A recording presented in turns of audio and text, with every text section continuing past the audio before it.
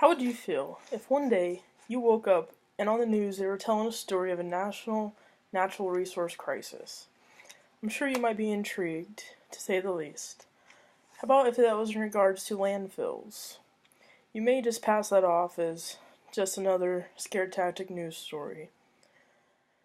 But what if those proposed landfills were to take up space that you, your children, or friends and family use to play sports, go running, walk your dog in?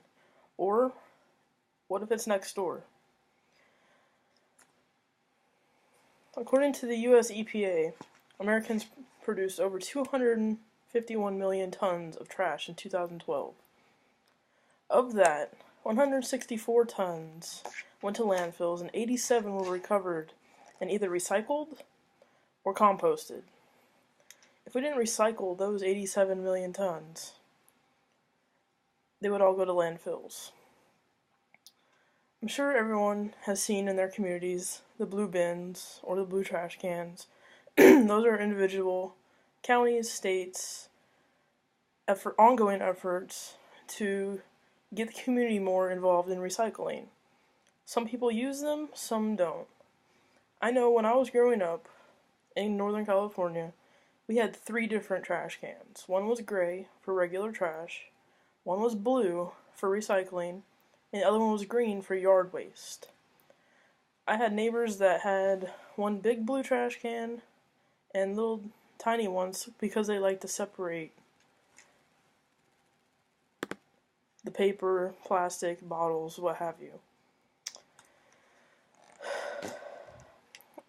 Almost all states have this going on. I recently went to Vermont. Vermont is one of the cleanest, most recycling conscious states that I've been to, and I've been to 43 of the 50 states. Literally one of the cleanest, has the most recycle bins set up, as well as bins for bottles, cans, and paper that I've ever seen before in my life.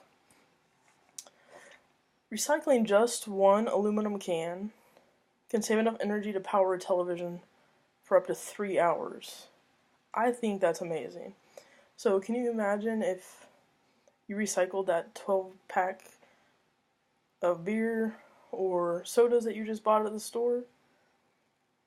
It doesn't take that much more effort to throw it in a little blue bin as it does your regular trash can. This hat that I'm wearing does have a purpose. It was made from 2 recycled plastic bottles. There on the side, you can see. I mean, it's a pretty decent hat. Very nicely made. So you can imagine 2 of these plastic bottles turned into one hat. Now, I'm sure there were some other things that went into the make of this hat. However, can you imagine if we recycled all the time and our clothes would more be made from recycled goods than having to make cotton or synthetic fibers? And it doesn't really take that much at all to recycle. Even the bottles on the sides of them ask you to recycle. So they're literally begging for it. I also have a shirt. Not the one I'm currently wearing, but a different one that's made out of multiple recycled bottles, just like the hat was. So it just goes to show it goes beyond saving the environment. It produces so much more. Conserve natural resources, timber, water, minerals.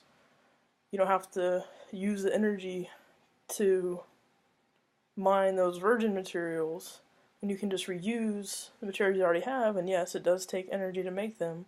However, you're not depleting our natural resources.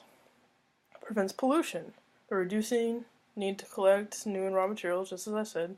It's energy saving because you're not spending the time and effort to harvest those materials.